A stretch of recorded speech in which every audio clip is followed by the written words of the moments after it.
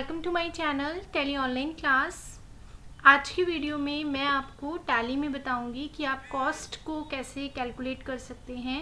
आप परचेज में accurate cost को कैसे कैलकुलेट करेंगे and costing of overhead expenses कई बार आपके होते हैं तो उनको आप कैसे मेंटेन करेंगे। ओके, तो आज का जो हमारा टॉपिक है वो है एक्यूरेट कॉस्टिंग पे। आप अपनी जो इन्वेंट्री मेंटेन करते हैं उसमें आप एक्यूरेट कॉस्टिंग कैसे निकाल सकते हैं, क्योंकि जब आप इन्वेंट्री परचेज करते हैं तो उसके ऊपर आप कुछ एडिशनल एक्सपेंसेस भी पे करते हैं, राइट।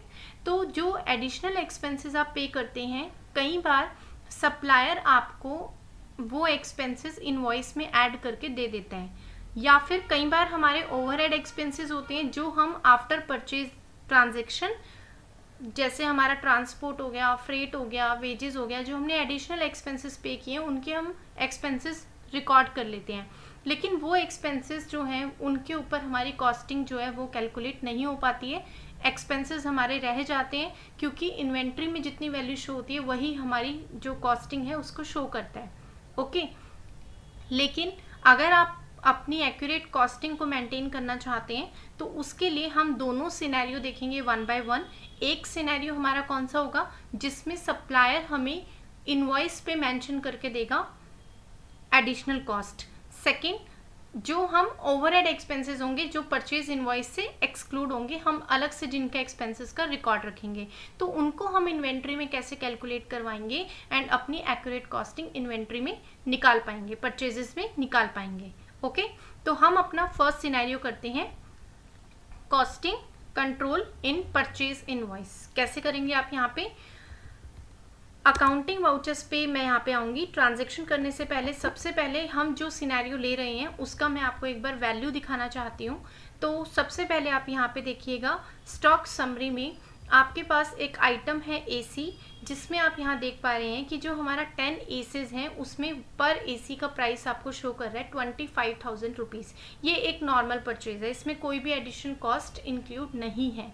ओके, उसके बाद आप यहाँ पे देखते हैं सेकंड, अगर हम कोई भी और परचेज करते हैं, मैं सपोज एसी ही परचेज करती हूँ, तो उसमें जो मेरी एडिशनल कॉस्ट होगी उसको मैं यूज़ करूँगी।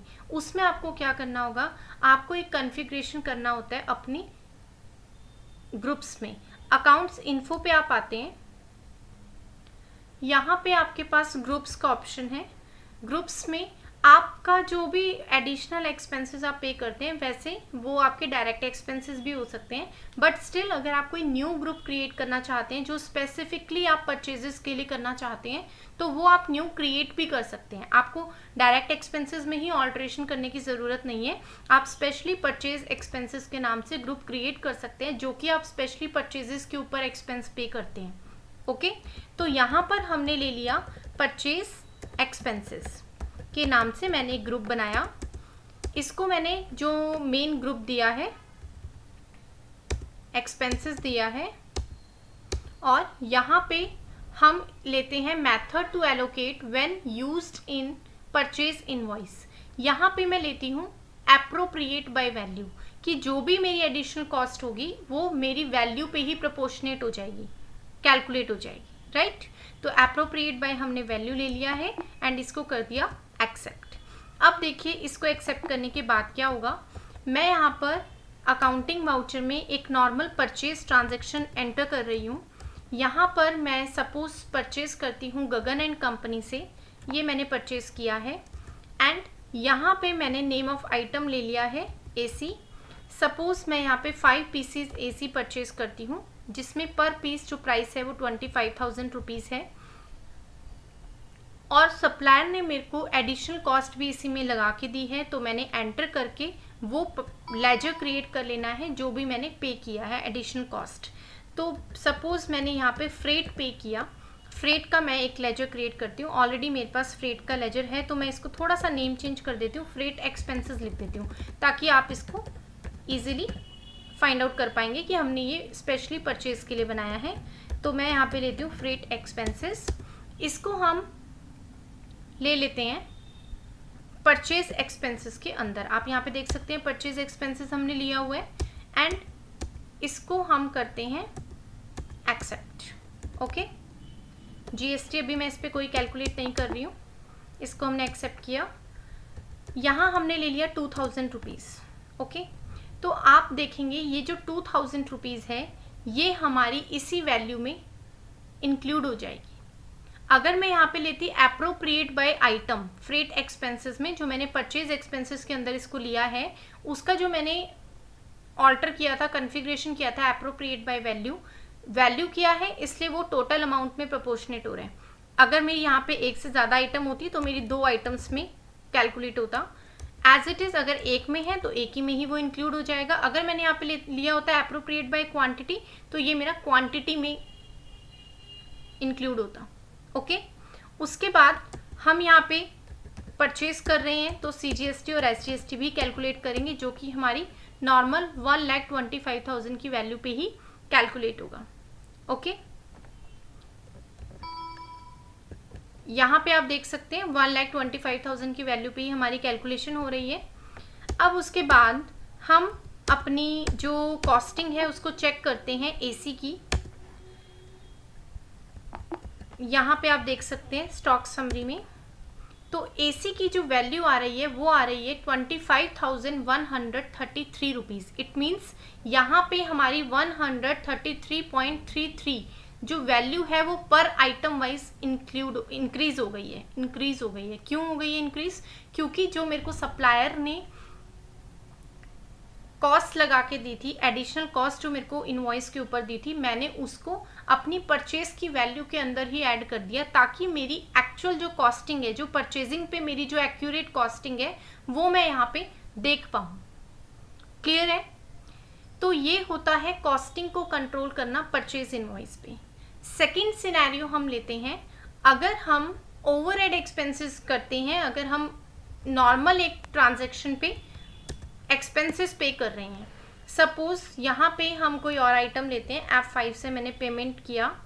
यहाँ पे मैं जो पेमेंट कर रही हूँ ट्रांसपोर्ट के लिए मैं पेमेंट कर रही हूँ। ऑल्ट सी हम प्रेस करेंगे, यहाँ पे हमने लिया ट्रांसपोर्टेशन एक्सपेंसेस। ट्रांसपोर्टेशन एक्सपेंसेस को मैं परचेज एक्सपेंसेस में ले रही हूँ, क्योंकि जो मैंने ट्रांसपोर्ट एक्सपेंस पे किया है वो मैंने कुछ परचेज किया था, उसी के लिए मैंने पे किया है।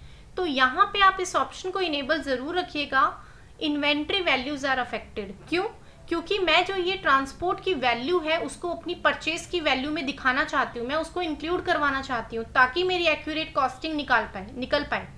अगर मैं ओवरहेड भी रिकॉर्ड रखती हूँ, अलग से भी रिकॉर्ड रखती हूँ, तो भी मैं मेंटेन कर पाऊँ। तो आपने यहाँ पे ये फीचर इनेबल रखना है, इन्वेंट्री वैल्यूज आर अफेक्टेड। इस ऑप्शन को आप यहाँ पे यस रखेंगे। एंड यहाँ पर जीएसटी को अभी मैं यूज़ नहीं कर रही हूँ, नॉर्मल ट्रांजैक्शन करके आपको बता रही हूँ। आप जैसे ही यहाँ पे ट्रांसपोर्ट एक्सपेंसेस लिखेंगे, आपको यहाँ पे नेम ऑफ आइटम शो करेगा कि आपने कौन से आइटम के लिए पे किया है ट्रांसपोर्ट एक्सपेंस। ओके, तो मैंने यहाँ पे ले लिया, मैंने एसी के लिए पे किया। क्वांटिटी की मेरे को यहाँ पे ज़रूरत नहीं है, मैं सिंपल यहाँ पे आइटम बता रही हूँ कि मेरी जो ये ट्रांजैक्शन है वो कौन सी वैल्यू में ऐड होनी चाहिए। मैंने कहा ये मेरी एसी की वैल्यू में ऐड होनी चाहिए, एसी की स्टॉक में ऐड होनी चाहिए। तो मैंने जो पे किया, मैंने 500 रुपीज़ पे किया है ट्रांसपोर्ट। तो आप देखेंगे यहाँ पे ट्रांसपोर्टेशन एक्सपेंस 500 रुपीज़। सपोज मैंने बैंक के थ्रू पेमेंट किया है, तो आप कोई भी बैंक अकाउंट यहाँ पे ले लेंगे एंड उसके बाद आप यहाँ पे एंटर करके इसको कर देंगे एक्सेप्ट। ओके, तो मैंने यहाँ पे नॉर्मल ट्रांजैक्शन की है transportation expenses to bank, but यहाँ मैंने सेलेक्ट कर लिया कि मैंने ये ट्रांसपोर्ट एक्सपेंस किसके लिए किया है, एसी के लिए किया है। अब इस ट्रांजैक्शन से क्या इफेक्ट होगा मेरी रिपोर्ट्स पे? जब मैं अपनी स्टॉक समरी चेक करूंगी तो यहाँ पर एसी का आप प्राइस देख सकते हैं 15 पीसेस के अकॉर्डिंग। मेरी जो यहाँ पे ट्रांजैक्शन हुई है उसमें मेरी ये 500 रुपीज़ की वैल्यू इनवर्ड में आ गई है। इट मीन्स कि मैंने ये परचेज किया है, मैंने ये ट्रांसपोर्ट सर्विसेज ली हैं, तो मैंने उसके लिए पे किया है। तो ये मेरी यहाँ पर इस ट्रांजैक्शन को यहाँ पे दिखा के मेरी एसी की कॉस्टिंग को कैलकुलेट कर रहा है, मेरी एसी की एक्यूरेट कॉस्टिंग बता रहा है, राइट? तो ये जो एडिशनल एक्सपेंसेस हैं उनको हम परचेजेस के साथ मेंटेन करके अपनी एक्यूरेट कॉस्टिंग को कंट्रोल कर सकते हैं। हम अपनी कॉस्टिंग को परचेज इनवॉइस के अकॉर्डिंग निकाल सकते हैं। तो आई थिंक आपके लिए ये यूज़फुल रहेगा फीचर, क्योंकि बहुत ज़्यादा प्रॉब्लम आती है एक्यूरेट कॉस्टिंग में। तो आई थिंक कहीं ना कहीं आपको ये चीज़ हेल्प करेगी। एंड इसके अलावा अगर आपको कोई क्वेरी होगी इसी टॉपिक से रिलेटेड तो आप मुझसे पूछ सकते हैं। एंड हमारी ऑनलाइन क्लासेस अगर आप ज्वाइन करना चाहते हैं आप हमारी वेबसाइट विजिट कर सकते हैं www.rjlearningacademy.com एंड हमें फॉलो कर सकते हैं। फेसबुक पे टैली ऑनलाइन क्लास के नाम से हमारा पेज है, आप लाइक कर सकते हैं, पेज को फॉलो कर सकते हैं अपडेट्स के लिए। एंड इंस्टाग्राम पे भी हमारा पेज है टैली ऑनलाइन क्लास के नाम से, आप उस पर भी हमें फॉलो करके लेटेस्ट अपडेट्स ले सकते हैं। Thank you so much for watching this video.